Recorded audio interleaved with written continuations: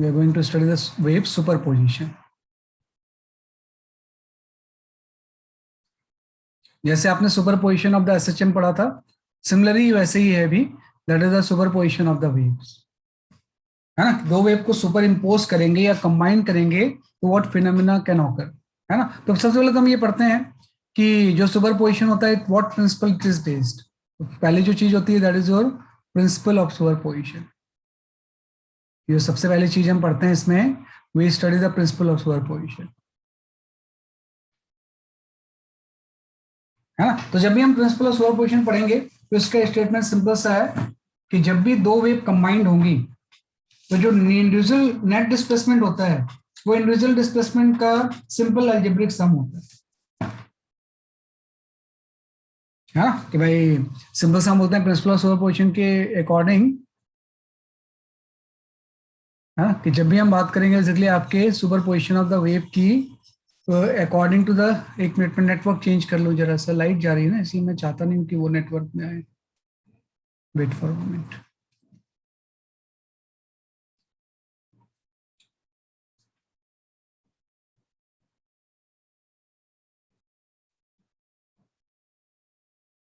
है ना। तो जब भी हम बात करते हैं बेसिकली आपके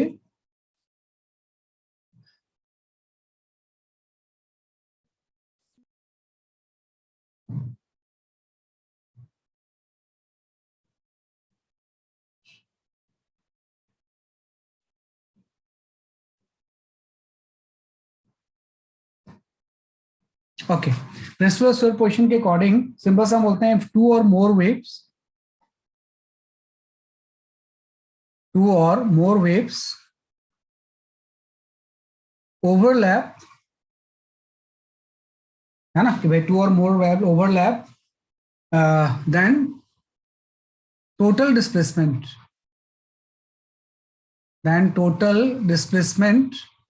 या टोटल वेव फंक्शन लिख लो, ज्यादा अच्छा रहेगा। ज्यादा जो प्रॉपर वर्ड है ना वो टोटल क्या है बेसिकली आपका वेव फंक्शन है, तो इसको हम लिख लेंगे बेसिकली आपके टोटल वेव फंक्शन।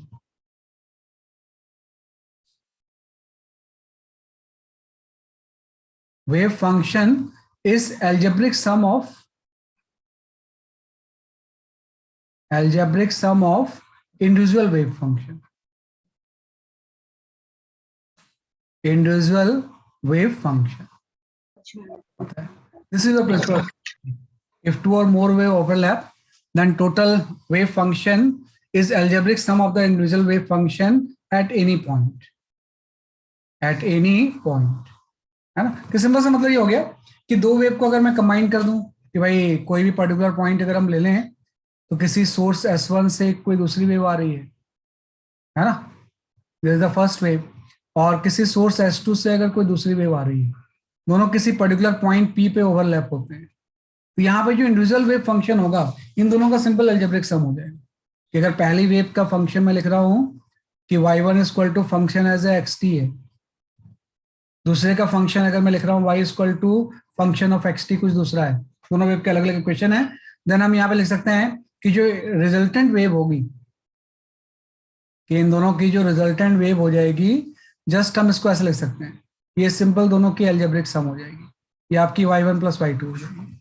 हाँ, कि भाई दो वेव जब भी किसी पॉइंट पे कंबाइन होते हैं तो जो नेट डिस्प्लेसमेंट या नेट वेव फंक्शन होता है वो इंडिविजुअल वेव फंक्शन का क्या होता है, अलजेब्रिक सम हो जाता है। ये तो एसएचएम में भी हम पढ़ते थे, भाई दो एसएचएम को कंबाइन करते थे तो दोनों को जस्ट ऐड कर देते थे हम, है ना। तो ये होता है प्रिंसिपल ऑफ सुपरपोजिशन।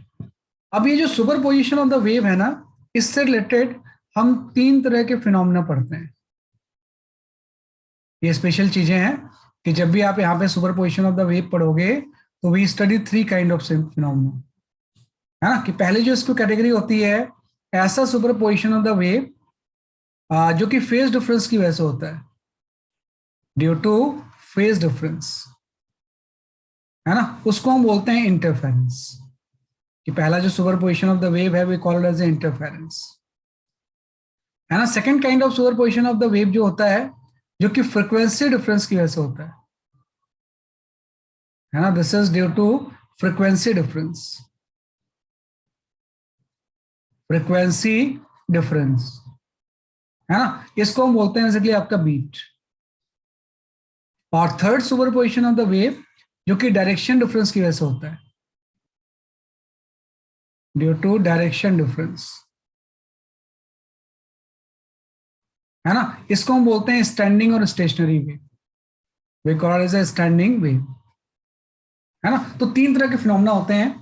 पहला जो फिनोमेना आप पढ़ोगे we study the interference, second phenomena जो हम पढ़ेंगे वो वीक पढ़ेंगे, और तीसरा जो होगा वो स्टैंडिंग वेव होगा। तीनों अलग अलग टॉपिक है ना। यहाँ पे मैं एक साथ जरूर लिख रहा हूँ, लेकिन तीनों टॉपिक क्या है बेसिकली आपके डिफरेंट है। तो सबसे पहले हम यहाँ पे आते हैं, we start with the interference, है ना। कि भाई इंटरफेरेंस होता क्या है, कि जब भी हम बात करेंगे इंटरफेरेंस की, तो इंटरफेरेंस की सिंपल सी ये डेफिनेशन है कि जब भी मैं इंटरफेरेंस को डिफाइन करूंगा, तो भाई इंटरफेरेंस किसी वेव की प्रॉपर्टी है, चाहे वो साउंड वेव की हो चाहे लाइट वेव हो, सब में इंटरफेरेंस होता है। अगर वेव है तो it will definitely show the interference. Interference ही तो बोला कि लाइट इज इलेक्ट्रोमैग्नेटिक वेव, क्योंकि इंटरफेरेंस शो करती है, साउंड शो करता है। तो इंटरफेरेंस की सिंपल सी डेफिनेशन ये है कि when two coherent wave,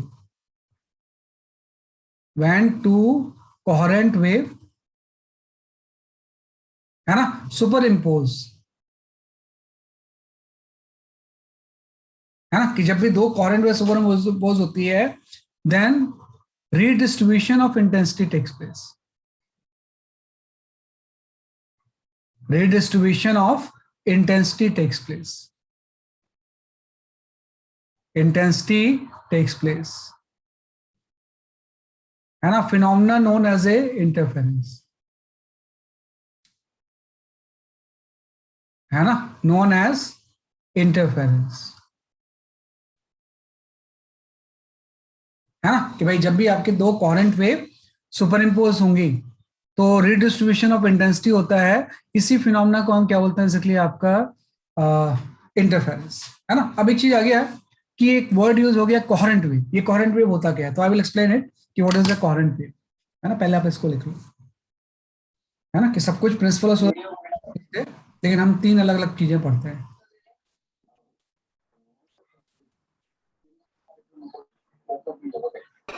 Sir, can you please explain interference once more? क्या चीज? Interference. बेटा इंटरफेरेंस कुछ नहीं है। व्हेन जस्ट मैंने बोला कि when two coherent wave superimpose, then redistribution of intensity, इसी को हम बोलते हैं आपका इंटरफेरेंस।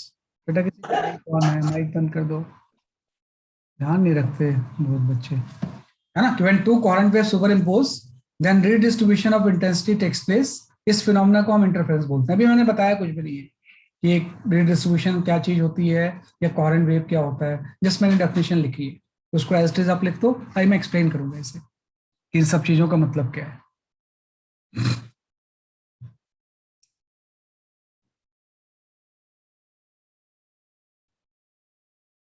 सर जोसेफ अंडरलाइन अभी आप इसका मतलब बताएंगे ना?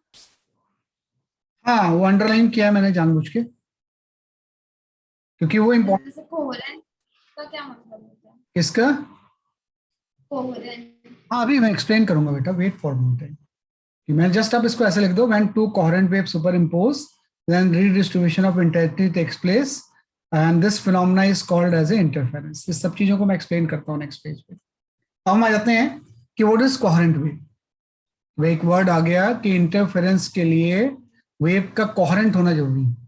तो हम यहाँ पे ये समझते हैं कि ये कोहेरेंट वेव होती कौन सी वेव, कि भाई किस दो तरह की वेव को हम कोहेरेंट बोलेंगे।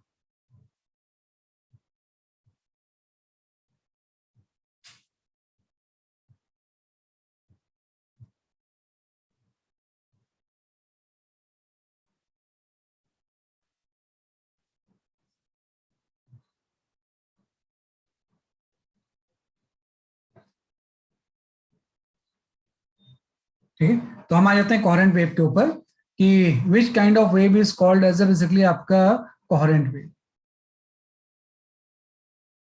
कोहेरेंट वेव, है ना, ऐसी कोई भी दो वेव जिसका कि फ्रीक्वेंसी सेम होगा और फेज डिफरेंस कांस्टेंट रहता है, we called as a coherent wave, है ना। कि कोहेरेंट वेव होती है wave of same frequency,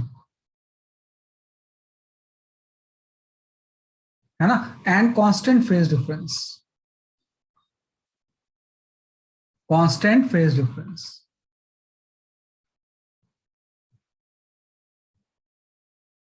right, is called coherent.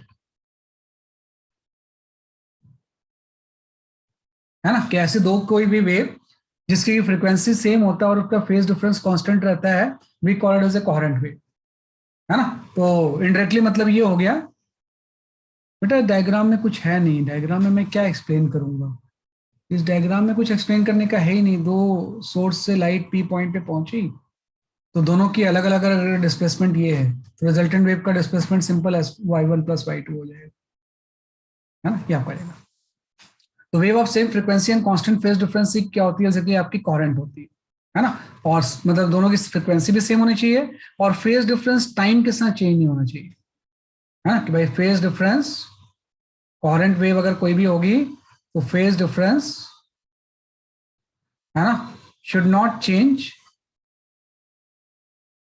With time, with time, है ना। तो ऐसी दो वेव जिसका ये फेज डिफरेंस टाइम के साथ सेम रहता है, उन दोनों को हम क्या बोलते हैं, इसलिए आपको कोहेरेंट। इनडायरेक्टली मतलब ये होता है कि wave should origin from the same source, wave should origin from same source, है ना, कि ऐसी कोई भी वेव जो कि सेम सोर्स से ऑरिजिन होती है उसको हम क्या बोलते हैं, इसलिए आपका कोहेरेंट है। दोनों चीजें इंपॉर्टेंट है कि अगर सेम सोर्स से ऑरिजिन होगी तो फ्रीक्वेंसी तो सेम होगा ही, और फ्रीक्वेंसी अगर सेम होगा तो इनडायरेक्टली फेज डिफरेंस क्या रहता है, जैसे कि आपका कांस्टेंट रहता है।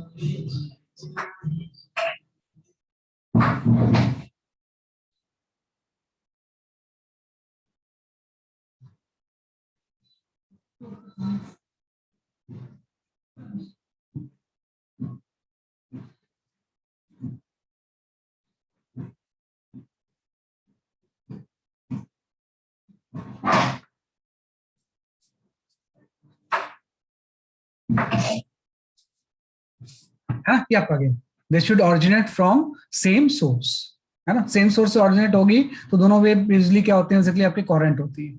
तो कोहेरेंट वेव के सुपरपोजिशन से ही आपका इंटरफेरेंस होता है ना। अब इसको हम समझते हैं कि भाई इंटरफेरेंस में जो इंटेंसिटी का डिस्ट्रीब्यूशन होगा वो कैसे होगा, है ना। तो हम ये बोलते हैं, सपोज मैंने बोला यहाँ पे कोई सोर्स ऑफ साउंड है ना, कि यहाँ पे आप कोई सोर्स ऑफ साउंड ऐसे ले लो, सोर्स ऑफ साउंड जो है वो S1 है, और एक कोई सोर्स ऑफ साउंड दूसरा यहाँ पे है ना, कि दो सोर्स ऑफ साउंड हम यहाँ पे ले लेते हैं। Wave should origin from same source, है ना, कि phase difference should not change with time, तो कोहेरेंट होगा। एंड वेव शुड ऑरिजिन, यार ये माइक वालों से परेशान है। यहाँ पे आपका कोई सोर्स S1 है और यहाँ पे कोई दूसरे साउंड का सोर्स S2 है, आपको पता है कि कोहेरेंट है ना, मैंने अलग अलग बनाया है लेकिन किसी भी तरीके से आपको पता है कि दोनों जो सोर्स हैं वो कोहेरेंट है। तो एक्चुअली क्या होगा कि कोई भी पी पॉइंट में अगर देखूं तो जैसे ये साउंड क्रिएट करेगा, साउंड ट्रेवल करके साउंड वेव इस पी पॉइंट तक पहुंचेगी, है ना, वेव के लिए हम सिंबल ऐसा यूज कर लेते हैं, और इस S2 से भी पहुंचेगी पी पॉइंट पे, है ना, कि साउंड वेव ट्रेवल करके इस S2 पे पहुंचेगी, और दोनों कोहेरेंट है। तो पी पॉइंट पे दोनों साउंड जब पहुंचेंगे तो दोनों का क्या होगा, पी पॉइंट पे सुपरपोजिशन होगा। अब इसी सुपरपोजिशन की वजह से क्या होगा, इंटरफेरेंस, कि भाई पी पॉइंट पे इंटेंसिटी का जो रिडिस्ट्रीब्यूशन होता है उसी को हम क्या बोलते हैं, जैसे आपके इंटरफेरेंस। तो यहाँ पे क्या हो जाएगा, यहाँ पे थोड़ा सा आप समझना कि जैसे पी पॉइंट तक पहुंचने के लिए इसने कोई पाथ जो ट्रेवल किया वो एक्स ट्रेवल किया, ये जो पाथ लेंथ है वो कितनी है, बेसिकली आपकी एक्स है, तो ये कुछ ज्यादा कर रहा होगा, ये आपका एक्स प्लस डेल्टा एक्स कर रहा होगा। तो यही तो पाथ डिफरेंस होता है। जब हम पाथ डिफरेंस वर्ड यूज करते हैं ना, तो सोर्स 1 से साउंड इमिट हुआ, सोर्स 2 से साउंड इमिट हुआ, दोनों का पाथ अलग अलग है, तो दोनों में डेल्टा एक्स का पाथ डिफरेंस हो जाएगा। तो हम यहाँ पे एक वर्ड यूज कर लेंगे, पाथ डिफरेंस, है ना, कि दोनों वेव के पाथ में डिफरेंस होगा, और पाथ डिफरेंस जस्ट आपका ये हो जाएगा कि S2P से S1P आप माइनस कर दोगे तो पाथ डिफरेंस की वैल्यू क्या होगी, डेल्टा एक्स होगी, है ना, कि पाथ डिफरेंस की वैल्यू क्या हो जाएगी, इसलिए आपकी डेल्टा एक्स हो जाएगी, है ना। अब आपका पर्पज ये है कि दोनों वेव का इक्वेशन अलग अलग होगा, तो रिजल्टेंट वेव का इक्वेशन क्या होगा, तो मैं इक्वेशन लिख लेता हूँ कि equation of the first wave जब मैं लिखूंगा तो मैं इसको ऐसे लिख दूंगा, P1 equal to P01 pressure के फॉर्म में मैं लिख रहा हूँ, sine TX minus omega t, है ना। अब दूसरी वेव का जब मैं इक्वेशन लिखूंगा तो ध्यान रखना इसका एम्पलीट्यूड कुछ अलग हो सकता है, P02 हो सकता है। फर्स्ट वेव का एम्पलीट्यूड आपका P01 है, सेकेंड वेव का एम्पलीट्यूड कितना है, P02 है, साइन, है ना। के, अब आप के नहीं एक्स नहीं लिखोगे ना, क्योंकि इसका तो एक्स अलग है, इसका एक्स प्लस डेल्टा एक्स हो जाएगा, माइनस ओमेगा टी होगी, क्योंकि दोनों की ओमेगा सेम होगी। ओमेगा इसलिए सेम होगी क्योंकि दोनों कोहेरेंट हैं, कि जब भी वेव कोहेरेंट होंगे दोनों की फ्रीक्वेंसी क्या रहती है, सेम रहती है। कि अगर पहले साउंड की फ्रीक्वेंसी ओमेगा है, दूसरे की भी ओमेगा ही होगी, है ना। अगर ये ओमेगा अलग अलग होती, है ना, फिर तो फेज डिफरेंस डेल्टा एक्स नहीं होता ना। अगर ओमेगा अलग अलग होती तो फेज डिफरेंस में ये वाला टर्म हो जाता, अगर होता तो omega 1 minus omega 2 into T आ जाता। तो फिर ये फेज डिफरेंस तो टाइम के ऊपर डिपेंड करता ना। तो कभी भी अगर अलग अलग फ्रिक्वेंसी के साउंड होंगे तो कोहेरेंट हो ही नहीं सकते, क्योंकि अगर अलग अलग फ्रिक्वेंसी के होंगे तो ओमेगा 1 ओमेगा 2 अलग अलग होगा, तो फेज डिफरेंस में ये टाइम वाला चीज मल्टीप्लाई हो जाएगा, तो मतलब फेज डिफरेंस टाइम डिपेंडेंट होगा।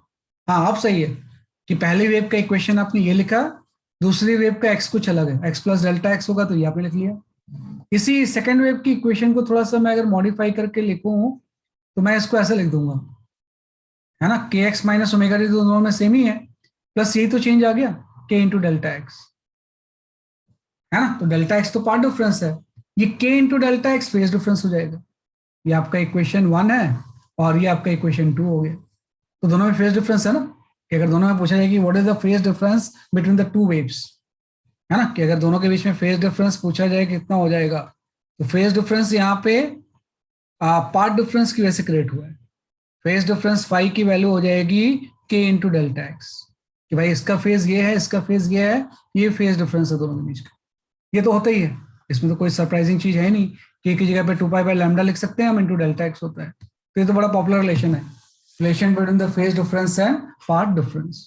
लेकिन इस पार्ट डिफरेंस को इलाबोरेट मैंने पहली बार किया है आज, कि what is the meaning of path difference, है ना। पार्ट डिफरेंस का मतलब होता है कि जो एक्स है उसके बीच का डिफरेंस, उसी को हम क्या बोलते हैं, इसलिए आपका पार्ट डिफरेंस बोलते हैं, है ना। तो मतलब जो इक्वेशन नंबर 2 थी, इसको चाहूं तो मैं ऐसे लिख सकता हूँ, है ना, कि जो इक्वेशन नंबर 2 था, मैं इसको चाहूं तो एक के इंटू डेल्टा एक्स की जगह 5 लिख सकता हूँ।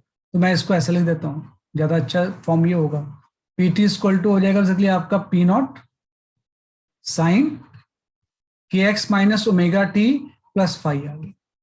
तो अब आपके पास आ गया कि भाई सबसे पहले आप कंसंट्रेट करो फर्स्ट वेव की इक्वेशन के ऊपर, और दोनों सेकंड के ऊपर करो। दोनों में एक ही चीज तो अलग है, दोनों का एम्पलीट्यूड अलग अलग है। एक का एम्पलीट्यूड P01 है, दूसरे का एम्पलीट्यूड P02 है, और दोनों में 5 का फेज डिफरेंस है। जब दोनों को मैं कंबाइन करूंगा तो what is the equation of resultant wave, क्या आपका पर्पस यही तो था कि जब दोनों यहाँ पे इस तरह से दोनों सुपर इम्पोज होंगी तो इक्वेशन ऑफ रिजल्टेंट वेव क्या होगा, what is the equation of resultant wave. बाद में हम इंटेंसिटी वगैरह की बात करेंगे, what is the equation of resultant wave. तो रिजल्टेंट वेव की इक्वेशन में जस्ट का प्रिंसिपल ऑफ सुपरपोजिशन को याद रखो, कि भाई सुपरपोजिशन प्रिंसिपल जो है वो यही तो है कि जब दो वेव सुपर इम्पोज होंगे तो इंडिविजुअल का सम हो जाएगा, सिंपल सा। तो यहां भी सम कर लो आप, इसमें इसमें इतना सोचना ही नहीं है आपको कि भाई जो इंडिविजुअल का प्रेशर होगा वो जस्ट P1 प्लस P2 हो जाएगा, या इसी को हम लिख सकते हैं फर्दर एक्सपैंड करके P01 साइन के x minus omega T plus आपका हो जाएगा P02 साइन के x minus omega T plus 5। कि भाई प्रिंसिपल ऑफ सुपरपोजिशन यही बोलता है कि नेट जो प्रेशर होगा दोनों इंडिविजुअल प्रेशर का उस पॉइंट पे सम हो जाएगा, तो उसके अकॉर्डिंग ये चीज आगे। अब एक चीज है कि यहां के बाद आपके पास चॉइस होती है कि या तो मैं ट्रिग्नोमेट्री से इस चीज को सिंप्लीफाई करूं, है ना, कि इसको सिंप्लीफाई करके एक सिंगल इक्वेशन के फॉर्म में लिखना होगा ना, भाई जैसे ये इक्वेशन है, इस फॉर्म में रिजल्टेंट वेव की इक्वेशन को लाना होगा सिंप्लीफाई करके। तो आपके पास चॉइस है कि या तो आप ट्रिग्नोमेट्री से करो इसे, है ना, या बेसिकली आपका सिंपल से हम वेक्टर मेथड से कर लेते हैं।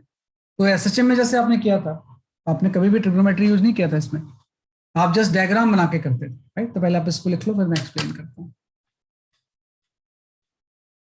है ना, कि इक्वेशन ऑफ रिजल्टेंट वेव क्या होगा, एकदम सिंपल हार्मोनिक मोशन जैसा ही।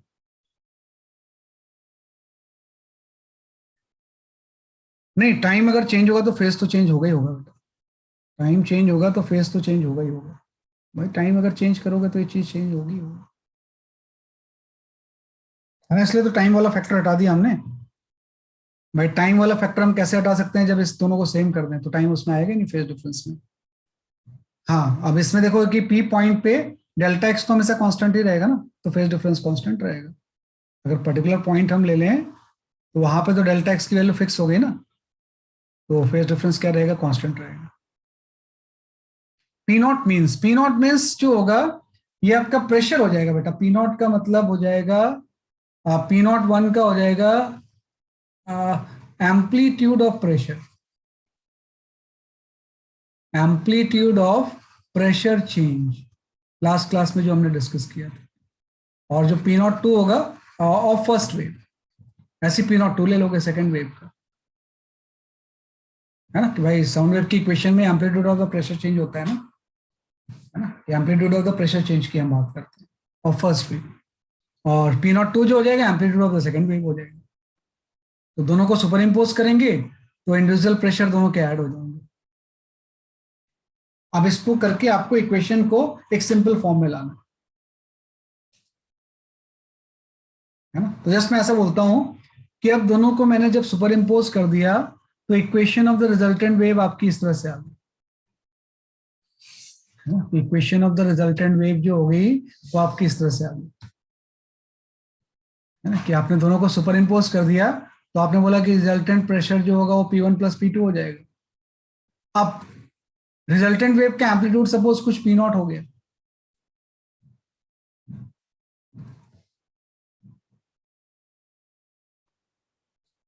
चल देनी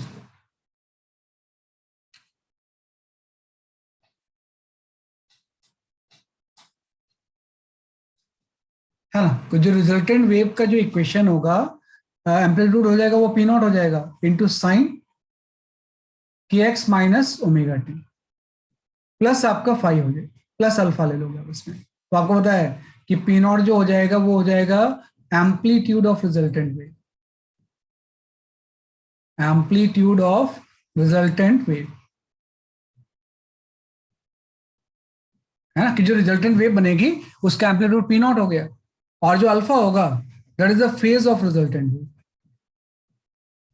फेज ऑफ रिजल्टेंट वेव।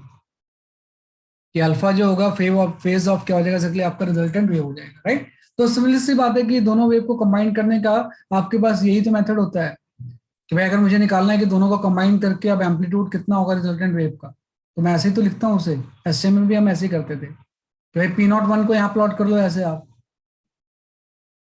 दूसरे के एम्पलीट्यूड को भी प्लॉट कर लो आप ऐसे, ये P नॉट टू हो गया। दोनों के बीच में फेज डिफरेंस फाई है ना। कि P नॉट और P नॉट और P2 के बीच में फेज डिफरेंस कितना है, बेसिकली आपका फाई है ना। कि ये जो फेज डिफरेंस है ये आपका फाई है ना। तो जो रिजल्टेंट वेव होगा उसका एम्पलीट्यूड ये लाइन हो जाती है, वेक्टर मेथड से तो करते थे हम। Amplitude of the resultant wave P not हो गया, और जो रिजल्टेंट वेव का फेज होगा वो आपका ये हो जाएगा अल्फा। सब कुछ एसएचएम वाली है। तो साइन या कॉस का रिजल्टेंट निकालने का तरीका ही होता है कि जब भी कोई साइन या कॉस फंक्शन होता है तो हम जानते हैं कि यहां से अगर इन दोनों तीनों चीजों को मैं रिलेट करूं तो मैं ऐसा लिख सकता हूं कि amplitude of the resultant wave जो होगी P नॉट स्क्वायर, ये आपका हो जाएगा P नॉट वन का square plus P naught two का square plus twice of P naught one P naught two into cos five आ जाएगा, है ना। ऐसे तो हम इसको रिलेट करते हैं। तो ये आपका स्क्वायर का रिलेशन आ गया। एम्पलीट्यूड लिखना है तो इसी का अंडर रूट कर लेंगे। तो P naught is equal to आपका आ जाएगा under root of this P naught one square P naught two square plus twice of P naught one P naught two into cos five, है ना। तो ये आपके रिजल्टेंट वेव का क्या हो गया, बेसिकली आपका, हाँ वही वेक्टर मेथड है भाई। जब भी साइन कॉस होता है ना तो एम्पलीट्यूड निकालने के लिए हम वेक्टर मेथड यूज कर लेते हैं। तो ये आपका एम्पलीट्यूड आ गया। तो भाई जब दोनों कंबाइन होंगी तो रिजल्टेंट वेव का एम्पलीट्यूड ये होगा। अब अल्फा भी निकाल लेंगे। टेन अल्फा की वैल्यू भी हम जानते हैं कि टेन अल्फा की वैल्यू कितनी हो जाएगी आपकी P naught two into sine five divide by P naught one plus P naught two into cos five, वही वेक्टर मेथड वाला क्वेश्चन। तो इस फॉर्मूले से आपका फेज आ जाएगा, इस फॉर्मूले से आपका एम्पलीट्यूड आ जाएगा, यहाँ पुट कर दोगे, बस रिजल्टेंट वेव का इक्वेशन आ गया। ट्रिग्नोमेट्रिकली भी कर सकते थे, बार बार मैं बोलता हूँ, वह इसको ट्रिग्नोमेट्रिकली भी ठीक से एक्सपैंड करेंगे तो यही चीज आ जाएगी अपने आप, सारा कैलकुलेशंस वगैरह करने के बाद यही चीज सारी कुछ आ जाएगी यहाँ। लेकिन ये जो सही होता है कि अलग अलग लेके हम पी नॉट निकाल लेते हैं इस फॉर्मूले से, इससे अल्फा निकाल लेंगे, यहाँ पुट कर देंगे, हाँ, तो ये आपका एम्पलीट्यूड आ गया। तो ध्यान रखना, लेकिन एक थोड़ी सी यहाँ पे दिक्कत है कि जो साउंड वेव होती है, कोई भी वेव होती है, उसमें एम्पलीट्यूड का उतना मतलब नहीं होता है, मेनली इंटेंसिटी ज्यादा इंपॉर्टेंट होती है। क्योंकि इंटरफेरेंस में हम इंटेंसिटी की तो बात कर रहे हैं, आपने ये निकाल लिया कि रिजल्टेंट वेव का एम्पलीट्यूड चेंज हो जाएगा, वो सब कुछ डिपेंड करेगा फाई कितना है, कि एम्पलीट्यूड कितना होगा depend on the phase difference. लेकिन आपको मेन जो यूज करना है वो इंटेंसिटी यूज करना है। तो आपका पर्पज ये है कि सपोज आपका कोई सोर्स ऑफ साउंड यहाँ पे कोई S1 है, यहां से साउंड किसी P पॉइंट पे पहुंचा, एक कोई सोर्स ऑफ साउंड यहाँ पे S2 है, यहां से साउंड सेम P पॉइंट पे पहुंचा, दोनों का सुपरपोजिशन हुआ। अब इस P पॉइंट पे फर्स्ट सोर्स की वजह से सपोज इंटेंसिटी I1 है और सेकंड सोर्स की वजह से इंटेंसिटी क्या है, बेसिकली आपकी I2। तो आपका पर्पस ये निकालना होता है कि what is the resultant intensity at point P। अगर फर्स्ट साउंड की इंटेंसिटी P पॉइंट पे I1 है, दूसरे की इंटेंसिटी अगर I2 है, तो what is the resultant intensity at point P, ये आपको निकालना होता है ना। तो आपने अभी पढ़ा था कि भाई जो इंटेंसिटी ऑफ साउंड वेव होती है वो क्या होती है, इंटेंसिटी ऑफ साउंड वेव होती है डेल्टा P नॉट का square by twice of rho v. Last class में आपने पढ़ा था ये, है ना। तो आप ध्यान रखो कि भाई दोनों एयर में ही तो ट्रेवल कर रही है, सेम मीडियम है, तो अगर दोनों का मीडियम सेम है तो रो एंड वी की वैल्यू तो सेम ही होगी, क्योंकि डेंसिटी भी मीडियम की प्रॉपर्टी होती है, वेलोसिटी मीडियम की प्रॉपर्टी होती है। तो अगर सेम मीडियम है तो intensity is directly proportional to the square of amplitude हो जाएगा। तो आप समझना पर्पस क्या है आपका, यहाँ पे इंटेंसिटी इसने I1 क्रिएट किया, इसने I2 क्रिएट किया, रिजल्टेंट इंटेंसिटी आपको निकालनी है। तो मैं सीधे ये फॉर्मूला अब यूज कर लूंगा इंटेंसिटी के लिए, क्योंकि इन दोनों में स्क्वायर का ही तो रिलेशन है, इसलिए मैंने इसको अंडर रूट नहीं किया यहाँ पे। इंटेंसिटी जो होती है एम्पलीट्यूड के स्क्वायर के डायरेक्टली प्रोपोर्शनल होती है, मतलब कहीं भी इंटेंसिटी की जगह पे मैं ये लिख सकता हूँ some constant time of P naught का स्क्वायर, ये कांस्टेंट आ जाएगा, लेकिन कांस्टेंट जो होगा LHS RHS पे अलग सेम आएगा, तो वो कैंसिल हो जाएगा। तो मैं बोलूंगा कि रिजल्टेंट वेव की जो इंटेंसिटी होगी आई, कि what is the intensity of resultant wave, जैसे एम्पलीट्यूड आपने निकाला वैसी इंटेंसिटी ऑफ रिजल्टेंट वेव हम निकाल लेंगे, रिजल्टेंट वेव, है ना। उसके लिए जस्ट मैं यूज कर लूंगा कि इंटेंसिटी ऑफ रिजल्टेंट वेव आई हो जाएगी, इस P नॉट स्क्वायर की जगह मैंने आई पुट कर दिया, P नॉट 1 की जगह मैंने I1 पुट कर दिया क्योंकि इसकी इंटेंसिटी I1 है, P नॉट 2 के स्क्वायर की जगह मैंने I2 पुट कर दिया, लेकिन चूंकि यहाँ पे स्क्वायर नहीं इसलिए यहाँ पे अंडर रूट आ जाएगा cos phi। यही तो मेन इंपॉर्टेंट चीज आ गया कि भाई एक साउंड ने यहाँ पे I1 इंटेंसिटी क्रिएट की, दूसरे साउंड ने यहाँ पे I2 इंटेंसिटी क्रिएट की, अगर दोनों कोहेरेंट हैं तो net intensity simple I1 plus I2 का सम नहीं होगा।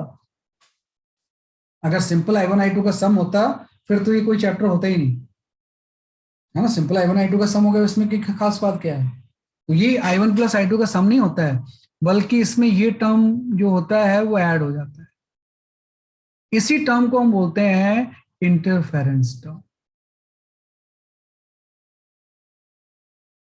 इंटरफेरेंस टर्म, है ना। यही होता है रीडिस्ट्रीब्यूशन ऑफ इंटेंसिटी, कि भाई जब दोनों सुपर इम्पोज होंगे तो नेट इंटेंसिटी जो होगी उस पॉइंट पे, रिजल्टेंट इंटेंसिटी जो होगी वो सिंपल I1 प्लस I2 का सम नहीं होगी, बल्कि उससे कुछ ज्यादा या कम कुछ भी हो सकती है, डिपेंड करता है फाई के ऊपर। फाई चेंज होगा तो रिजल्टेंट इंटेंसिटी चेंज हो जाएगी, फाई चेंज होगा तो रिजल्टेंट इंटेंसिटी क्या होगी, बेसिकली आपकी चेंज होगी, तो it will depend on the phi, है ना। तो उसी को हम बोलते हैं रीडिस्ट्रीब्यूशन ऑफ इंटेंसिटी होता है।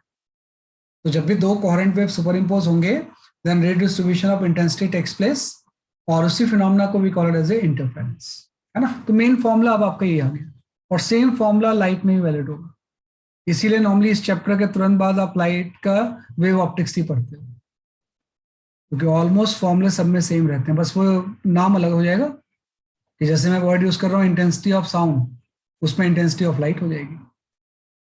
तो उसमें भी इंटरफेरेंस का फॉर्मूला क्या होता है, बेसिकली आपका सेम होता है ना? तो इसी फॉर्मूले के ऊपर सब कुछ हम करेंगे right? इस बात से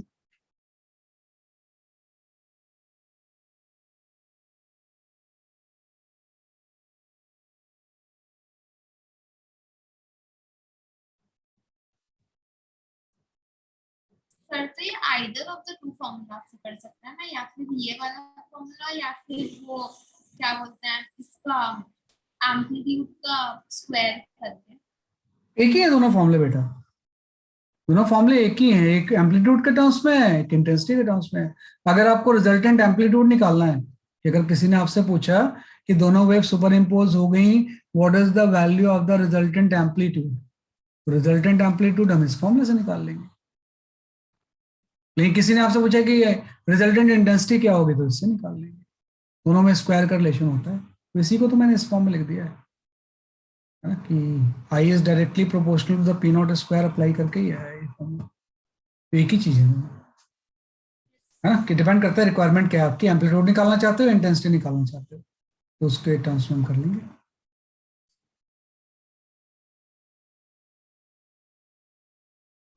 बेटा इंटेंसिटी तो वेव की होती है, और इंटरफेरेंस होता है जब कंबाइन होंगी तो रिजल्टेंट इंटेंसिटी कितनी हो जाएगी, वो इंटरफेरेंस से हम करते हैं।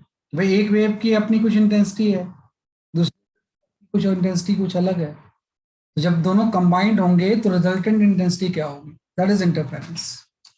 उसको हम इंटरफेरेंस बोलते हैं। इंटरफेरेंस तो कोई टर्म नहीं है, वो तो फिनोमेना है।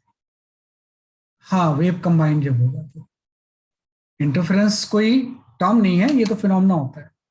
वह इंटेंसिटी में जो चेंज होता है उसी को हम बोलते हैं बेसिकली आपका इंटरफेरेंस,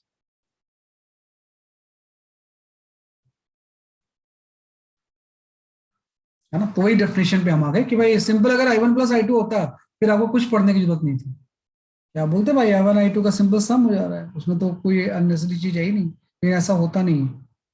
मतलब ये टर्म इसमें एडिशनल आ जाता है ना। अब फाइव के ऊपर डिपेंड करेगा कितनी इंटेंसिटी होगी, है ना, कितनी इंटेंसिटी होगी, all will depends on the five, five की वैल्यू आप कितनी चूज कर रहे हो, फेज डिफरेंस कितना है, और फेज डिफरेंस डिपेंड करेगा पार्ट डिफरेंस के ऊपर, है ना। सब चीजें इंटरलिंक्ड है, आप देखो पार्ट डिफरेंस से फेज डिफरेंस आ जाएगा, फेज डिफरेंस से रिजल्टेंट इंटेंसिटी आ जाएगी यहाँ पे, है ना। तो वैसे जो इंटरफेरेंस होता है ना, इसकी दो कैटेगरी होती है ना। तो पहला जो इंटरफेरेंस की कैटेगरी अगर हम पढ़ेंगे तो we call it as a constructive interference,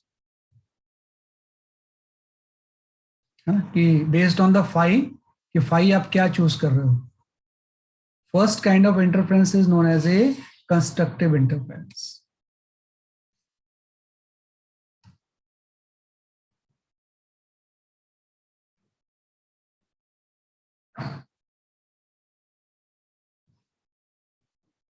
है ना, कि first kind of interference is known as a constructive interference.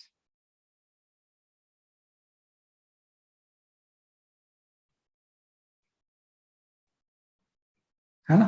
तो कंस्ट्रक्टिव इंटरफेरेंस का तब होता है जब फेज डिफरेंस जीरो हो, कि दो वेव में कोई फेज डिफरेंस हो ही नहीं, जीरो हो, या इक्विवेलेंटली 2 पाई हो, या 4 पाई हो, या इन जनरल 2n पाई हो। कि जब भी दो वेव डिफरेंस 0, 2 पाई, 4 पाई या 2n पाई होगा तो इंटरफेरेंस का नेचर कंस्ट्रक्टिव होता है।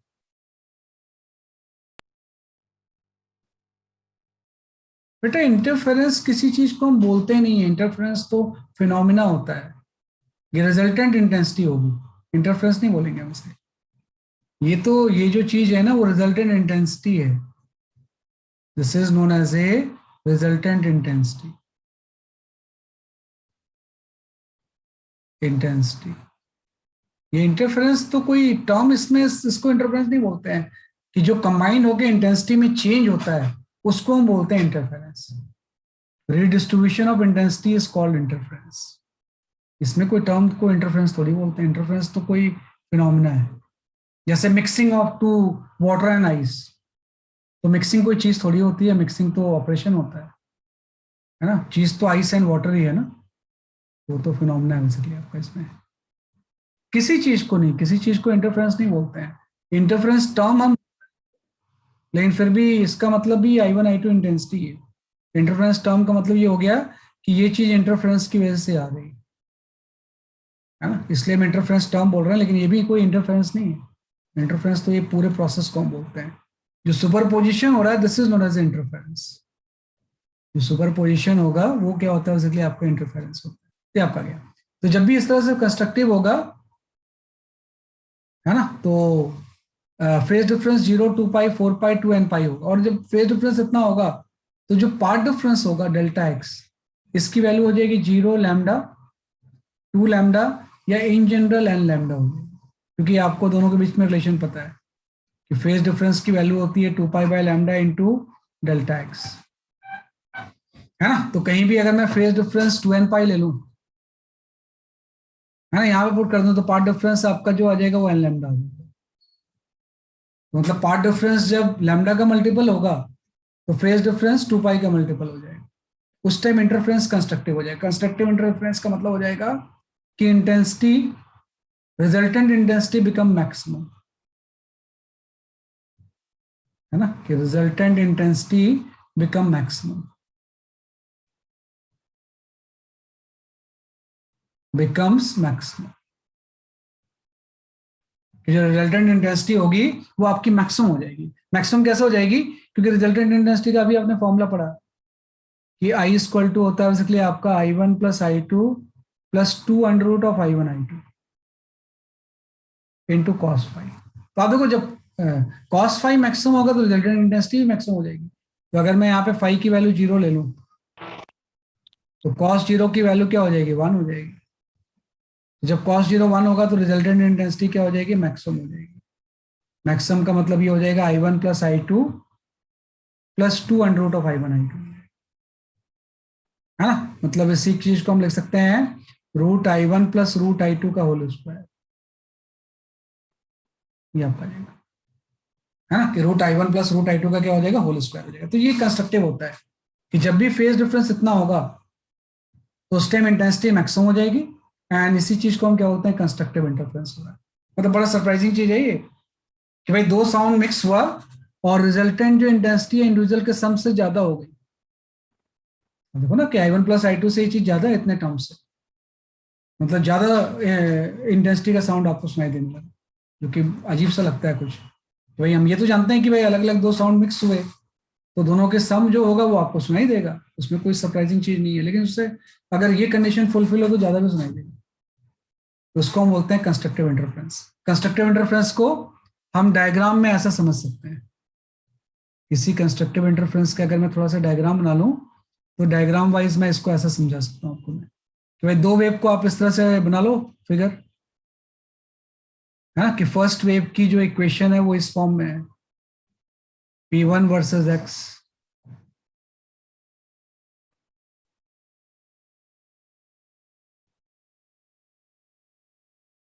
हाँ वो सेम चीज, सेम चीज सही बोल रहे कल आप, सेम चीज है वो, सब चीजें सेम ही होती हैं इसमें भी।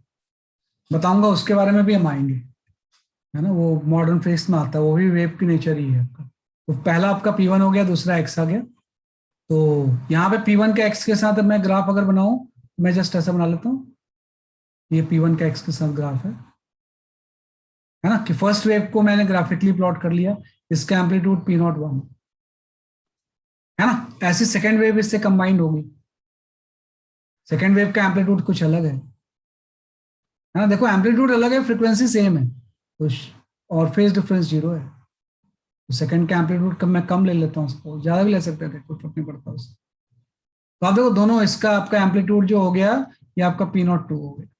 अब दोनों जब कंबाइंड होंगे तो रिजल्टेंट वेव कैसी बनेगी वो आपको जानना है। रिजल्टेंट वेव आपको पता है कि इन दोनों में फ्रीक्वेंसी सेम है and what is the phase difference, 0 है। ये दोनों का जब पीक और पीक मिल रहा है तो कोई फेज डिफरेंस है ही नहीं ना, फेज डिफरेंस क्या हो जाएगा, 0 हो जाएगा। 0 होगा या 2 पाई होगा, 4 पाई होगा, साइन या कॉस फंक्शन हर 2 पाई एंगल के बाद सेम हो जाता है। तो इन दोनों के बीच में फेज डिफरेंस 0 है। तो जब दोनों कंबाइन होंगे तो इसकी क्रेस्ट से क्रेस्ट मिल रहा है, तो जो रिजल्टेंट वेव का इक्वेशन बनेगा वो आपका ऐसा बन जाएगा। तो इसका एम्पलीट्यूड बढ़ जाएगा ना, दोनों एम्पलीट्यूड सम हो जाएंगे, है ना, रिजल्टेंट वेव का एम्पलीट्यूड बढ़ जाएगा। ये जो एम्पलीट्यूड होगा ये सिंपल आपका P01 प्लस P02 है। अब देखो एम्पलीट्यूड तो सिंपल सम होता है, इंटेंसिटी नहीं। इंटेंसिटी तो I1 प्लस I2 से ज्यादा होगी। एम्पलीट्यूड तो इस फॉर्मूले के अकॉर्डिंग अगर हम देखें कि भाई एम्पलीट्यूड कितना होगा, तो आपको तो एम्पलीट्यूड के लिए ये फॉर्मूला यूज करोगे आप। cos फाई अगर 1 होगा तो ये चीज अंडर रूट स्क्वायर होकर अंडर रूट करोगे तो P01 प्लस P02 हो जाएगा। तो जब भी कंस्ट्रक्टिव इंटरफ्रेंस होगा तो क्रस्ट से क्रस्ट मिलेगा, रिजल्टेंट एम्पलीट्यूड दोनों का सम हो जाएगा। लेकिन इंटेंसिटी में क्या होता है, सिंपल सम नहीं होता है, बल्कि उससे ज्यादा होती है इंटेंसिटी। इसी को हम बोलते हैं कंस्ट्रक्टिव इंटरफ्रेंस, है ना। तो ये कंस्ट्रक्टिव इंटरफ्रेंस होता है। इस केस में इंटेंसिटी जो होती है वो मैक्सिमम हो जाती है साउंड की, इसलिए हम कंस्ट्रक्टिव बोल रहे हैं क्योंकि कंस्ट्रक्ट हो रहा है साउंड।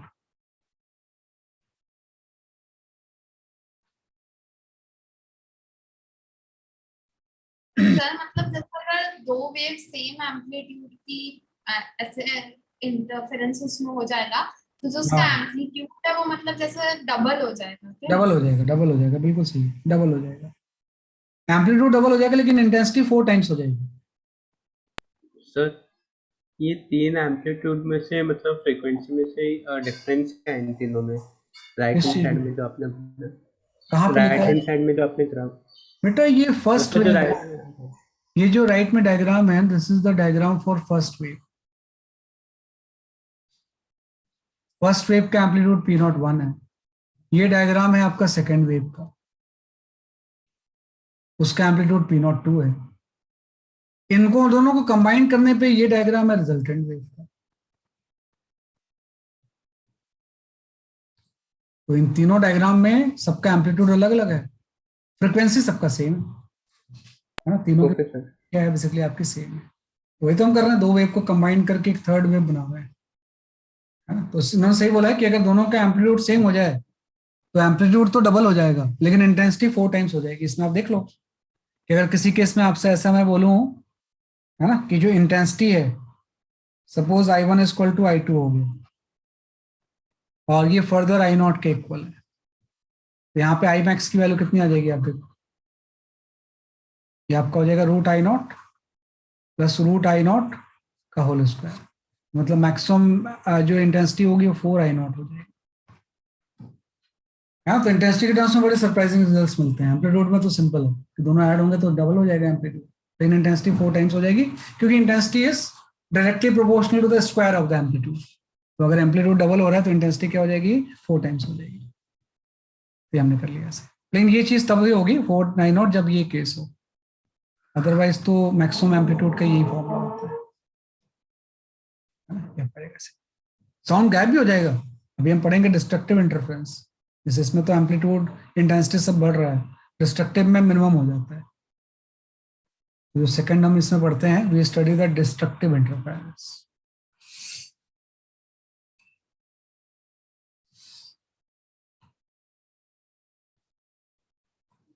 यहाँ पे हम पढ़ते हैं बेसिकली आपका डिस्ट्रक्टिव इंटरफेरेंस।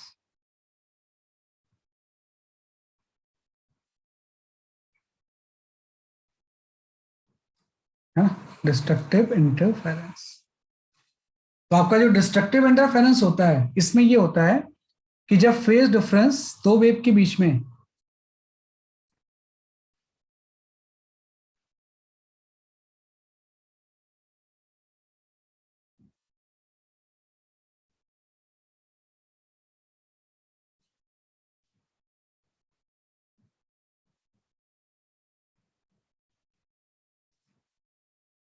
है ना, डिस्ट्रक्टिव इंटरफेरेंस ये होता है कि जब दो वेव के बीच में फेज डिफरेंस पाई का मल्टीपल हो, पाई हो, 3 पाई हो, 5 पाई हो, या इन जनरल 2n-1 पाई हो। और फेज डिफरेंस जब इतना होगा तो पार्ट डिफरेंस भी हम निकाल लेंगे। पार्ट डिफरेंस की वैल्यू λ/2, 3λ/2, 5λ/2, या इन जनरल 2n-1 λ/2। इसको रिलेट करने के लिए फिर से मैंने वही फॉर्मूला यूज किया है, 2π/λ इंटू डेल्टा एक्स।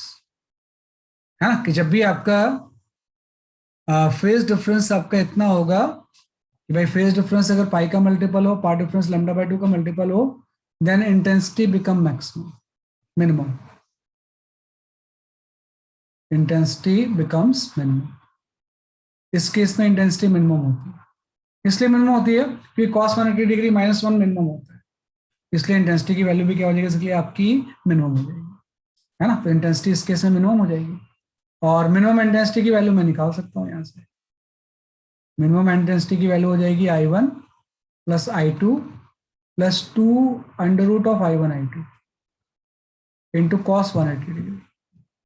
180 डिग्री या 3 पाई सब सेम ही होता है, तो cos 180 डिग्री -1 होता है, तो मिनिमम इंटेंसिटी की वैल्यू ये आ जाएगी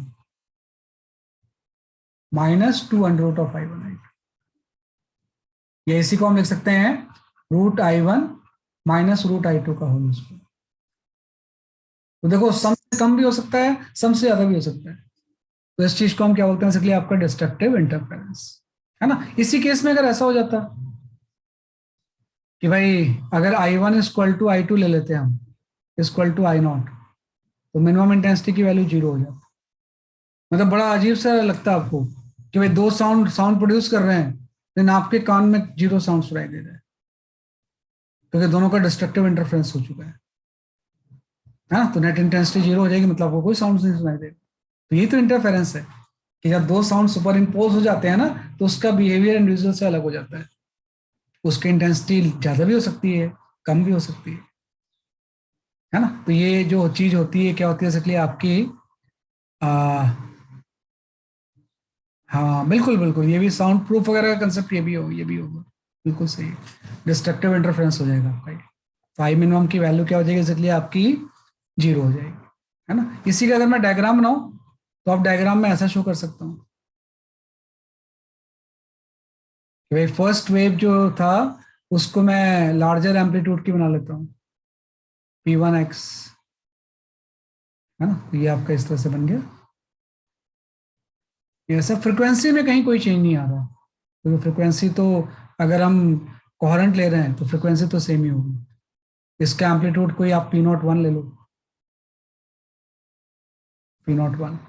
दूसरी वेव का एम्पलीट्यूड जो कंबाइन करना है उसका थोड़ा सा कम ले लेते हैं, लेकिन फ्रिक्वेंसी दोनों का सेम ही है। ये आपका आ गया, सॉरी ये गलत बनाया मैंने थोड़ा सा, क्योंकि आप मुझे पाई का फेज डिफरेंस बनाना है तो उल्टा बनाना पड़ेगा। पाई फेज के डिफरेंस का मतलब इसका इन्वर्टेड बनेगा, है ना, कि पाई के फेज डिफरेंस का मतलब इनका इन्वर्टेड बन जाएगा। इसका एम्पलीट्यूड P02 है, ये सर, है ना। अब आप देखो इसके क्रेस्ट से इसका ट्रफ मिल रहा है, इन दोनों के बीच में फेज डिफरेंस जो है वो पाई है, पाई या 3 पाई 5 पाई कुछ भी हो सकता है। तो इसके क्रेस्ट से इसका ट्रफ मिल रहा है और इसके ट्रफ से इसका क्रेस्ट मिल रहा है, तो रिजल्टेंट वेव का एम्पलीट्यूड दोनों से माइनस करके आ जाएगा ना। तो रिजल्टेंट वेव का एम्पलीट्यूड जो होगा वो क्या हो जाएगा, इसलिए आपका माइनस होके आ जाएगा, यस, है ना। तो रिजल्टेंट वेव का जो एम्पलीट्यूड होगा वो P01 माइनस P02 हो जाएगा।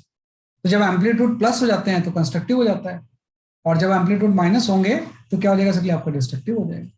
तो कंस्ट्रक्टिव में इंटेंसिटी मैक्सिमम, इसमें मिनिमम हो जाती है ना। तो हम बोलते हैं कंस्ट्रक्टिव एंड डिस्ट्रक्टिव,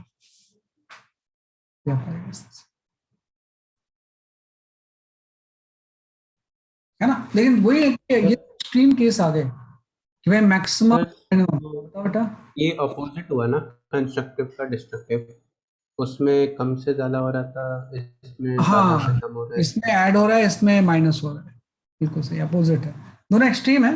मतलब किसी जगह पे अगर आप खड़े हो ना, आप समझ मेरी बात, मैं अभी शो कर रहा हूँ बेटा, मैं लास्ट स्लाइड पे ही आ रहा हूँ, पहले इसको लिख लेने दो स्टूडेंट्स को, then I will come to the last slide. Last slide में मैं समझाता हूँ इसका कि एक्चुअली होता क्या है।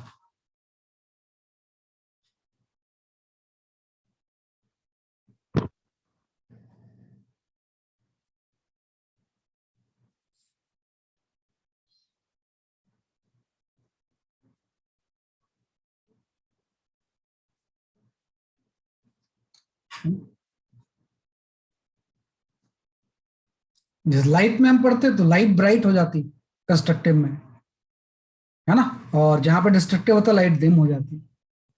कंस्ट्रक्टिव एंड डिस्ट्रक्टिव को लाइट के केस में ब्राइट एंड डिम हो जाएगी, इसमें आपका इंटेंसिटी इंक्रीज हो जाएगी। तो वही चीज है ना कि जैसे मैंने बोला ये तो आपका कंस्ट्रक्टिव इंटरफेरेंस हो गया, इसको लिख लो।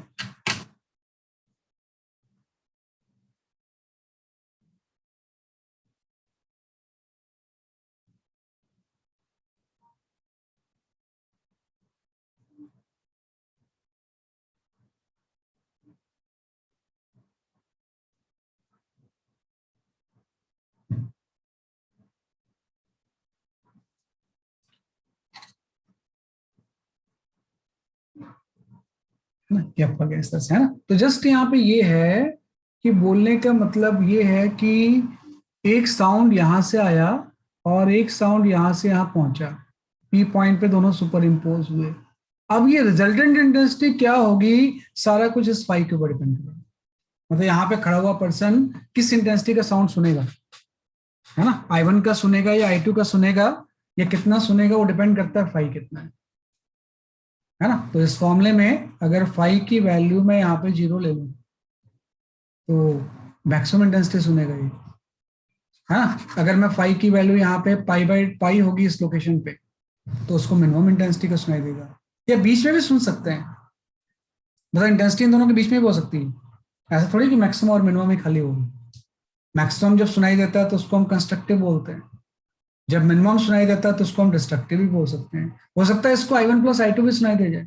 तो किसी केस में अगर मैं phi equal to pi by 2 ले लूँ, कि जो यहाँ पे साउंड पहुंच रहा है इसका फेज डिफरेंस अगर पाई बाई 2 है, ये वाला टर्म तो 0 हो जाएगा ना, कॉस पाई बाई 2 0 हो जाएगा। तो रिजल्टेंट इंटेंसिटी की value simple I1 plus I2 हो जाएगी।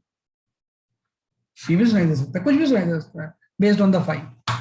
पाई बाई 4 भी हो सकता है, पाई बाई 6 भी हो सकता है, कुछ भी हो सकता है। कितना फाई होगा वो डिपेंड करेगा कि जब यहाँ पे साउंड पहुंच रहा था तो दोनों के पाथ में डिफरेंस क्या है ना। तो पाथ डिफरेंस से ये फ्लो चार्ट होता है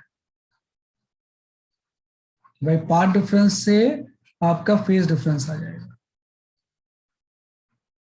और फेज डिफरेंस से नेचर ऑफ इंटरफेरेंस आ जाएगा।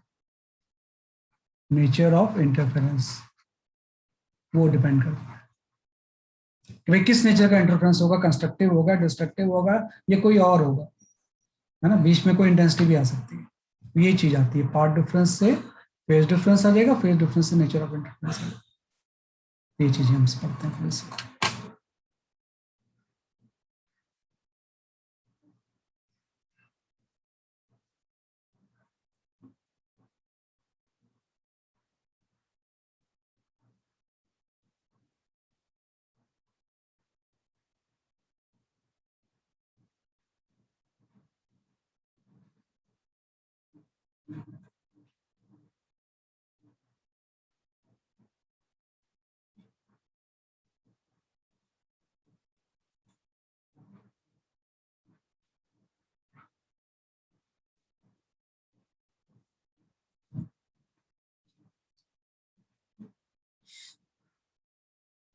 हाँ, ये आप आ गया। तो इस तरह से हम कंस्ट्रक्टिव एंड डिस्ट्रक्टिव की बात करते हैं।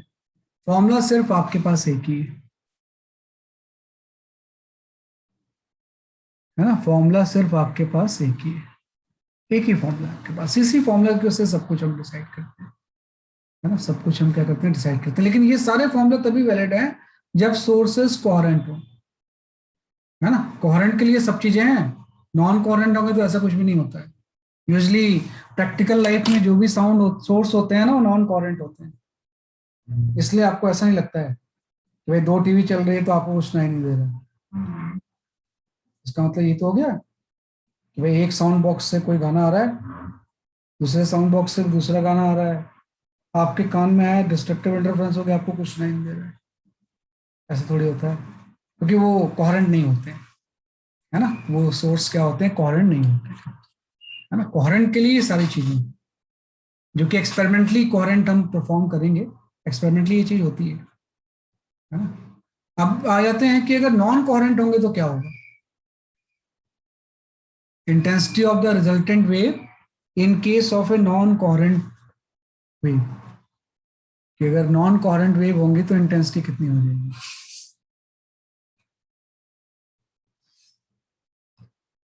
है ना। तो वो थोड़ा सा आप समझ लेना। Resultant intensity due to superposition of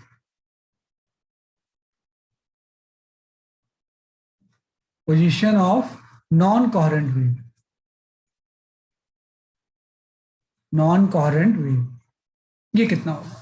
resultant intensity to superposition of the non coherent wave क्या होगा? नॉन कॉरेंट वेव का मतलब ये है कि टाइम के साथ उसकी फ्रीक्वेंसी, टाइम के साथ फेज डिफरेंस चेंज होते जा रहा है। तो टाइम के साथ फेज डिफरेंस चेंज होगा तो कोई एक यूनिक इंटेंसिटी होगी नहीं ना, इंटेंसिटी चेंज होती जाएगी। तो जब इंटेंसिटी चेंज होगी तो हम यहाँ पे बोलेंगे what is the average resultant intensity. उस केस में एक एवरेज वर्ड है, एवरेज रिजल्टेंट इंटेंसिटी। भाई टाइम के साथ अगर इंटेंसिटी चेंज हो रही है तो एवरेज वैल्यू लोगे ना आप इसमें। तो एवरेज रिजल्टेंट इंटेंसिटी जो आई एवरेज जो होगी ये आपका हो जाएगा I maximum plus I minimum by 2। Average value इससे तो निकालते हैं इसमें, तो मैक्सिमम प्लस मिनिमम को 2 से डिवाइड कर देंगे तो एवरेज आ जाएगा। तो आप देखो एवरेज इंटेंसिटी जब आप निकालोगे तो मैक्सिमम इंटेंसिटी अभी आपने पढ़ा, तो मैक्सिमम इंटेंसिटी होती है I1 plus I2 plus 2 under root of I1 I2 जब कंस्ट्रक्टिव होता है, प्लस मिनिमम इंटेंसिटी आपकी ये होती है I1 प्लस I2 है ना, minus 2 under root of I1 I2 है ना, डिवाइड बाई 2। तो यहां से ये वाला टर्म तो कैंसिल हो जाएगा ना, तो यहां से आई एवरेज की वैल्यू सिंपल सा I1 प्लस I2।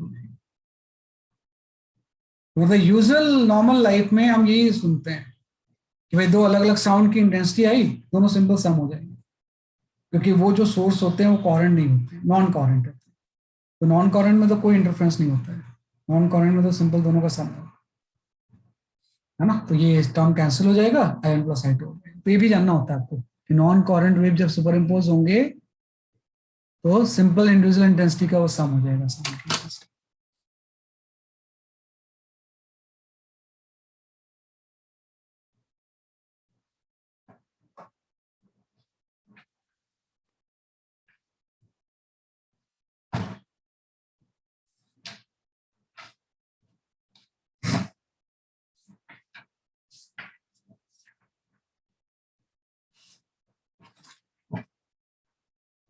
ठीक है ना, एवरेज इंटेंसिटी जो होगी इंडिविजुअल इंटेंसिटी की सम हो जाएगी।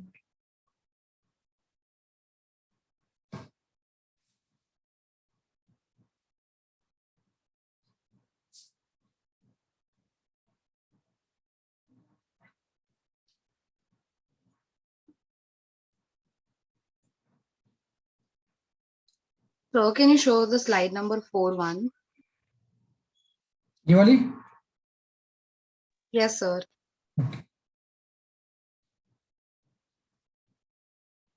Thank you, sir. Done, sir. ये आपका गैस है ना। अब एक चीज आ गया कि नॉर्मल लाइफ में मैंने बोला कि कभी आपको इंटरफेरेंस, आप कभी भी ऐसा इंटरफेरेंस फील करोगे ही नहीं, क्योंकि हमेशा सोर्सेज नॉन कॉरेंट होंगे। नॉन कॉरेंट होंगे तो सिंपल सम सुनाई देगा आपको, वो तो कोई सरप्राइजिंग नहीं है। लेकिन एक्सपेरिमेंटली हम परफॉर्म करते हैं, क्योंकि ये सब चीजें तो हम थ्योरी में पढ़ रहे हैं। एक्सपेरिमेंटल वेरिफिकेशन होगा तभी तो ऐसा कुछ हम थ्योरेटिकली प्रूफ कर पाएंगे। ये सब चीज तो थ्योरी से आ रही। देखो इसमें कहीं भी मैंने कोई एक्सपेरिमेंट यूज नहीं किया, सिंपल सा मैथमेटिकल कैलकुलेशंस हैं सारे, जिससे कि मैंने बोला ऐसा हो सकता है, थ्योरेटिकली ये पॉसिबल है। एक्सपेरिमेंटल वेरिफिकेशन इसका हो सकता है, एक एपरेटस हम पढ़ते हैं उसको हम बोलते हैं क्विंग ट्यूब, है ना, कि हम यहाँ पे एक एपरेटस पढ़ते हैं जिससे हम एक्सपेरिमेंटली इसको वेरीफाई कर सकते हैं। That apparatus is known as a Quincke tube,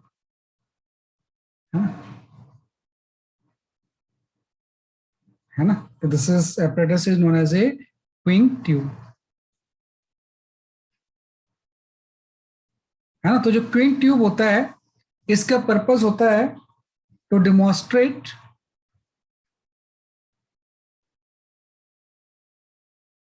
है ना, to demonstrate interference in sound experimentally. Interference in sound experimentally, है ना, कि एक्सपेरिमेंटली हम इंटरफेरेंस ऑफ द साउंड को क्या करते हैं, क्विंग ट्यूब से एक्सपेरिमेंटली करते हैं। तो जो क्यूइंग ट्यूब होता है इसका स्ट्रक्चर एकदम सिंपल सा है ना, सिंपल सा एपरेटस से हम इस चीज को समझ सकते हैं। जैसे लाइट के इंटरफेरेंस का डेमोन्स्ट्रेशन होता है यंग्स डबल स्लिट एक्सपेरिमेंट। बहुत सारे एक्सपेरिमेंट्स आते हैं जो लाइट में हम करते हैं जिससे इंटरफेरेंस आपको पता चलता है। साउंड में ये क्यूइंग ट्यूब आ गया, और भी होते होंगे लेकिन नॉर्मली क्यूइंग ट्यूब सबसे इंपॉर्टेंट है।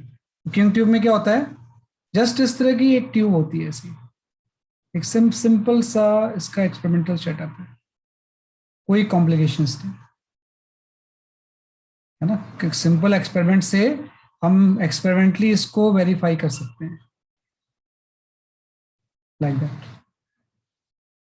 इस स्ट्रक्चर की एक ट्यूब है।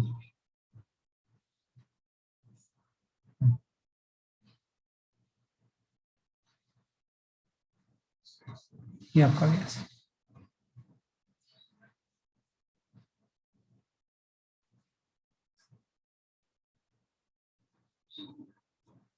ये आपका गैस, ऊपर से ये ओपन है, यहां से ऊपर से क्या है, ट्यूब बेसिकली आपके ओपन है, और लेकिन इसके ऊपर एक दूसरी ट्यूब स्लाइड कर सकती है ऐसे, एक आपकी स्लाइडिंग ट्यूब है इसके ऊपर, है ना, कि इसके ऊपर क्या है, बेसिकली आपकी एक स्लाइडिंग ट्यूब है ऐसे। यस,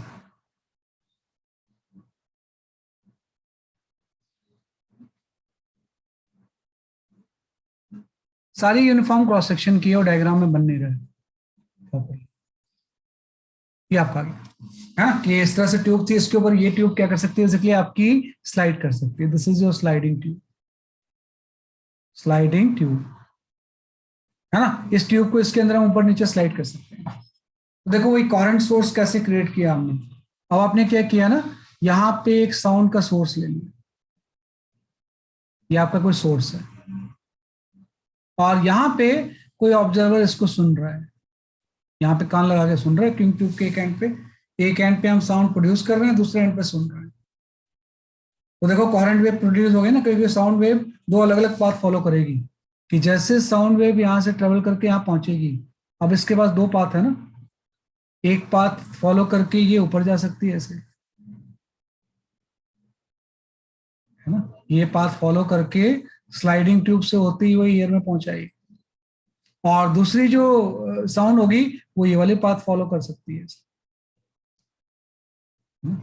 इस पाथ को फॉलो करते हुए ये पहुंचा। और ऑब्वियस बात है कि दोनों का आपके ईयर ड्रम के ऊपर सुपर पोजिशन होगा, सुपर पोजिशन हो गया आपके ईयर ड्रम पे, दोनों अलग अलग साउंड वेव का, दोनों क्या कोहेरेंट होंगी,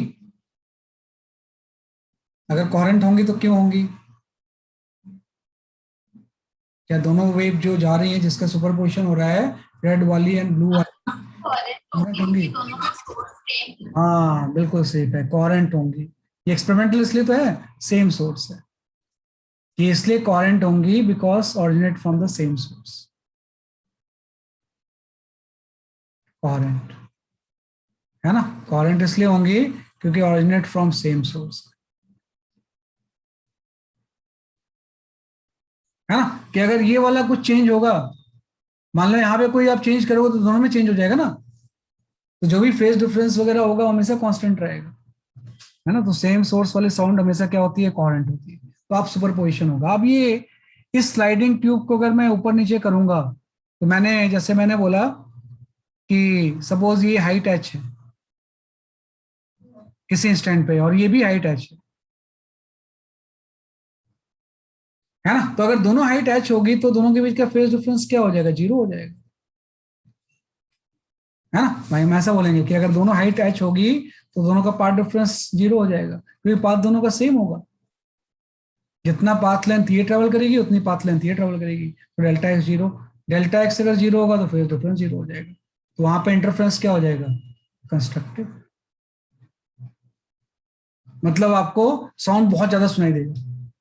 अब मैं स्लाइडिंग को अगर ऊपर नीचे करूं ऐसे, अब पहले तो दोनों सेम थे, हो सकता है मैं इसको ऊपर ले गया तो अब दोनों का पाथ अलग अलग हो गया ना, तो किसी इंस्टेंट में सपोज ये पाथ डिफरेंस जो हो गया ये आपका λ/2 हो गया, सॉरी λ/4 पहले ले लो, मान लो λ/4 हो गया किसी इंस्टेंट में, तो λ/4 अगर पाथ डिफरेंस होगा तो फेज डिफरेंस की वैल्यू π/2 हो जाएगी, अगर फेज डिफरेंस पाई बाय 2 होगा तो resultant intensity I1 plus I2 हो जाएगी, है ना, कि भाई इसको सिंपल सा बहुत लाउड साउंड नहीं सुनाई देगा, सिंपल दोनों का सम सुनाई देगा। किसी केस में अगर मैंने ऐसा कर दिया कि पार्ट डिफरेंस और बढ़ा दिया, लैम्डा बाई 2 कर दिया, इस स्लाइडिंग को चेंज करके, तो फेज डिफरेंस आपका पाई हो जाएगा। अगर ये फाइव होगा तो यहाँ पे कौन सा इंटरफ्रेंस हो जाएगा, डिस्ट्रक्टिव। अगर दोनों की इंटेंसिटी सेम होगी तो आपको कोई साउंड सुनाई नहीं देगा, है ना। तो मतलब स्लाइडिंग को ऊपर नीचे करने से ना साउंड की जो सुनते हैं उस पर फर्क पड़ जाता है। तो ये फर्क का हम रीजन जानना चाहते हैं ना कि ऐसा क्या हो रहा है कि ऊपर नीचे करने से साउंड इंक्रीज डिक्रीज हो रहा है। तो हम बोल रहे हैं ऐसा इसलिए होता है because sound is a wave and always wave shows interference. इसका रीजन ये हो गया कि भाई किसी चीज को हम बोलते हैं इंटरफेरेंस, और इंटरफेरेंस वेव की प्रॉपर्टी होती है कि हर तरह की वेव इंटरफेरेंस जरूर शो करती है ना। तो इस तरह से हम ट्विन ट्यूब से एक्सपेरिमेंटली इसको जानते हैं। तो इस ट्विन ट्यूब के ऊपर क्वेश्चन भी बहुत सारे आते हैं, ये आप समझ गए होंगे, है ना। तो इनको सब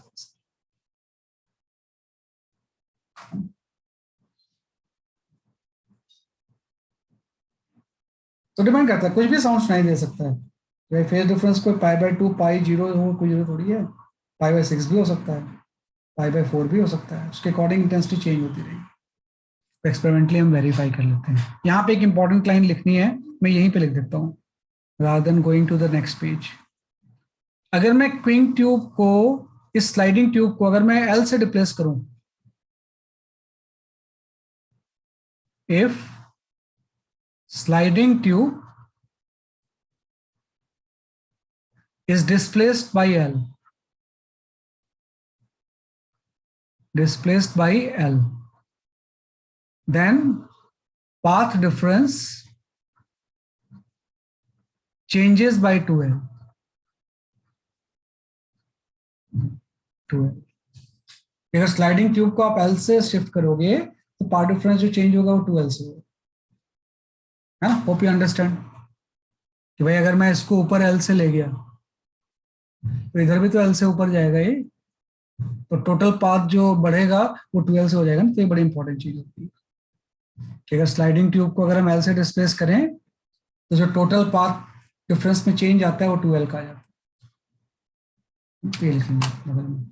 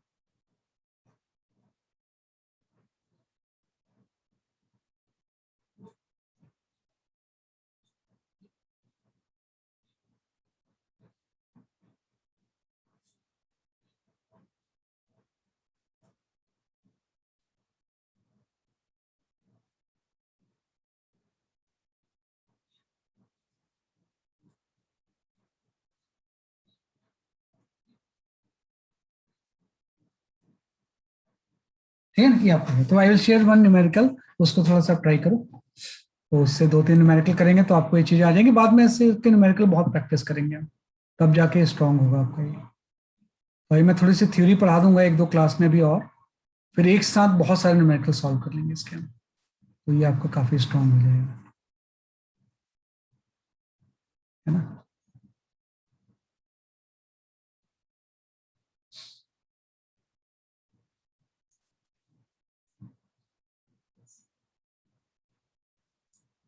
हाँ, you can go for this question, आसान है वैसे तो।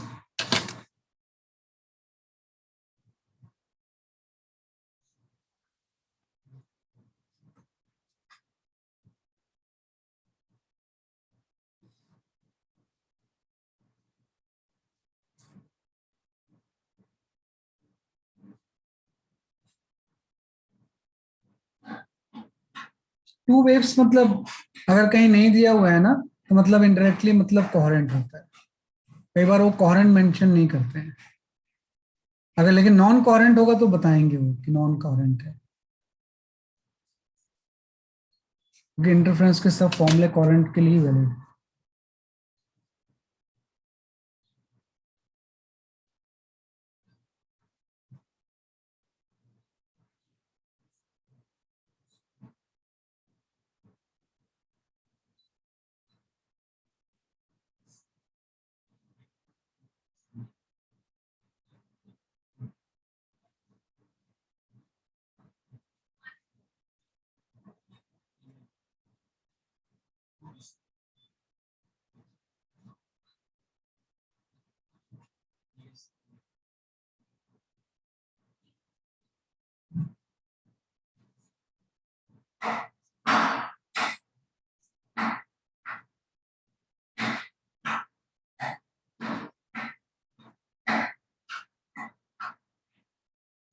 सर ये चैट बॉक्स से आपको मैसेज नहीं जा पा रहा है। नहीं जा रहे हैं बेटा, तो मैंने देखा नहीं है। जा तो रहे हैं, क्यों नहीं जा रहे हैं, मैं देख रहा हूँ। देविशी आपका आंसर सही है। Gautam your answer is correct.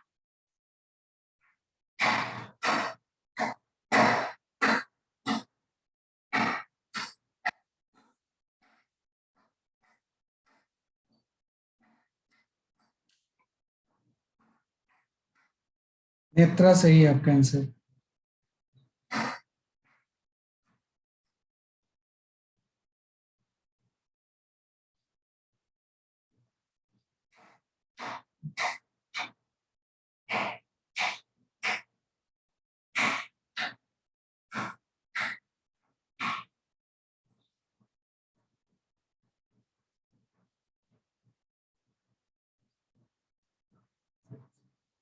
Ananya सही है।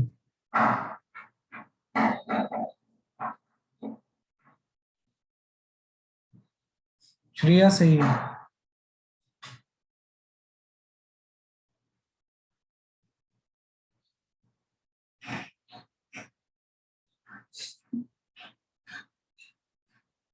रोतिका सही है। अनिका सही है। सही है। अदिति सही है। सही आंसर सभी का, ऑलमोस्ट सभी का आंसर सही है। हाँ? ये क्वेश्चन आता है मतलब होता इजी है। पहला योर आंसर इज करेक्ट है। कुछ नहीं करना है आपको, अभी तो आपने फॉर्मूला पढ़ लिया कि भाई आई मैक्स और आई मिनिमम का रेशियो क्या होगा। ये आपका हो जाएगा √I1 plus √I2 I maximum होता है, और आई मिनिमम जो होता है वो आपका होता है √I1 minus √I2 whole square. I1 I2 का रेशियो जो है 9:1 है ना। ईशा सही है आपका आंसर। I1 I2 रेशियो का कितना है बेसिकली आपका अह,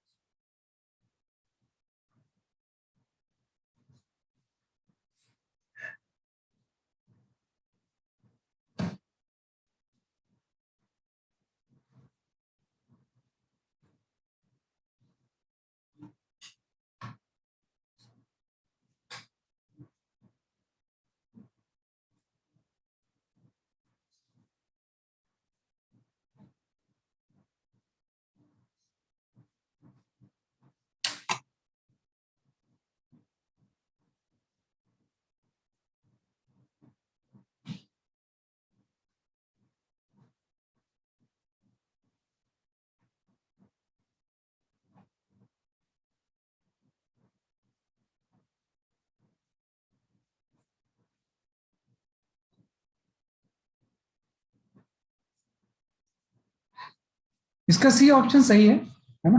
you can go for C option, है ना। वो एक्चुअली अभी थोड़ा हैंग हो गया है। नहीं, नेट तो सारे ऑन चल रहे हैं। नेट तो सारे ऑन ही चल रहे हैं। वो हो जाता है कई बार।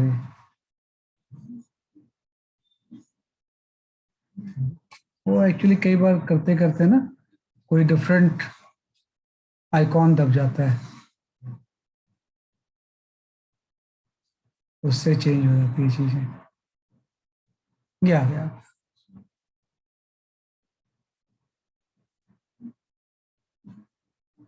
हाँ ये क्वेश्चन था, है ना, तो इससे आप निकल लोगे। तो अगर ये जो रेशियो था 9:1 है, तो एक को आप 9i ले लो, एक को i ले लो, बस यहाँ से पुट कर देंगे, √9i प्लस √i का होल स्क्वायर डिवाइड बाय हो जाएगा √9i माइनस √i का होल स्क्वायर। तो जब इससे रेशियो हम निकालेंगे तो आपका 4:1 आ जाएगा, सी ऑप्शन भी करेक्ट है ना। ये 16/4 हो जाएगा, फिर उसको वो करना है ना अपने, है ना, तो भाई स्क्वायर करके वही 16 करोगे तो 4:1 आ जाएगा, 16 है ना, वो आपका आ जाएगा। तो दिस वे हम इसका रेशियो निकाल सकते हैं। 16/4 आ जाएगा, मीन्स 4:1। चलो, एक तो ये क्वेश्चन आता है कि इंटेंसिटी दिया हुआ है, मैक्सिमम का उल्टा, इसका उल्टा भी कई बार पूछते हैं। आज थोड़ा सा आसानी कर रहे हैं, नेक्स्ट क्लास में मुश्किल क्वेश्चंस करेंगे इसके, क्योंकि आज अब उतना टाइम नहीं बचा हुआ है। एक और इजी क्वेश्चंस कर लेते हैं।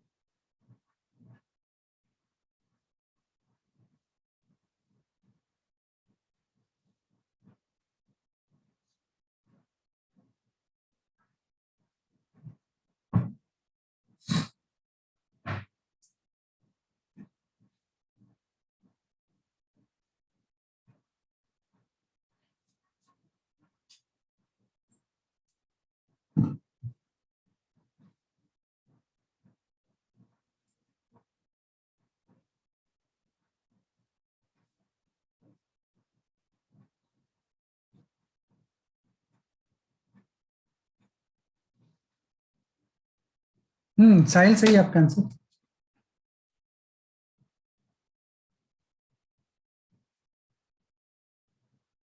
देविशी सही है। अनिका करेक्ट आंसर है आपका।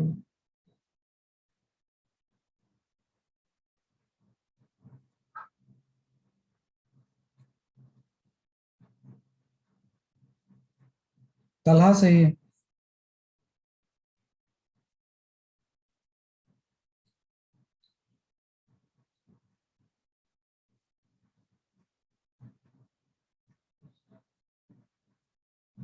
अनन्या गौतम सबका सही है, सही सही सबका सही आंसर बता रहे हो आप लोग, है ना। तो मैं एक्सप्लेन कर देता हूँ फटाफट, है ना।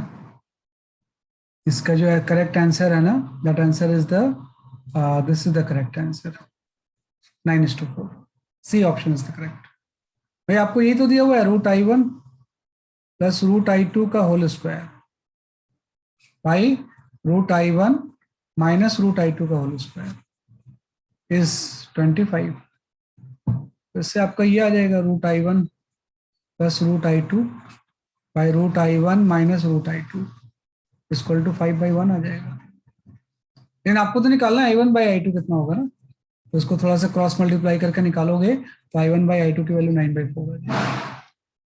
ये आपका आ गया, है ना। बाकी क्वेश्चन हम नेक्स्ट क्लास में करेंगे, है ना, तो क्योंकि बहुत सारे क्वेश्चन सही बचे हुए हैं, ठीक है ना। वो मैं होमवर्क नहीं देना चाहता क्योंकि मुझे वो समझाना होता है, फिर होमवर्क देने में फिर उसको एक्सप्लेन तो डाउट में करते हैं ना, डाउट बहुत सारे स्टूडेंट्स उसको अटेंड नहीं करते हैं, मैं रेगुलर क्लास में ही करवाऊंगा उसे, ठीक है ना। तो that's all for today.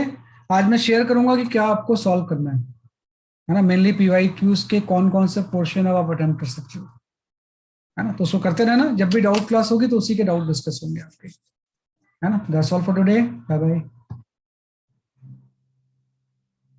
Thank you sir, bye sir. Bye bye. Bye sir. Bye bye.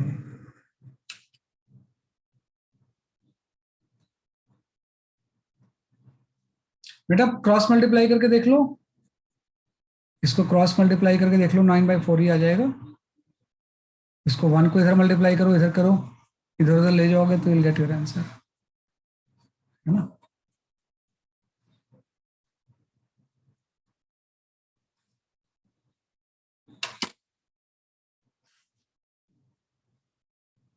नहीं तो कंपोनेंडो डिपेंडेंडो कोई रूल होता है, उससे कर लो, लेकिन ऐसे क्रॉस ही कर लो, ज्यादा सही रहेगा।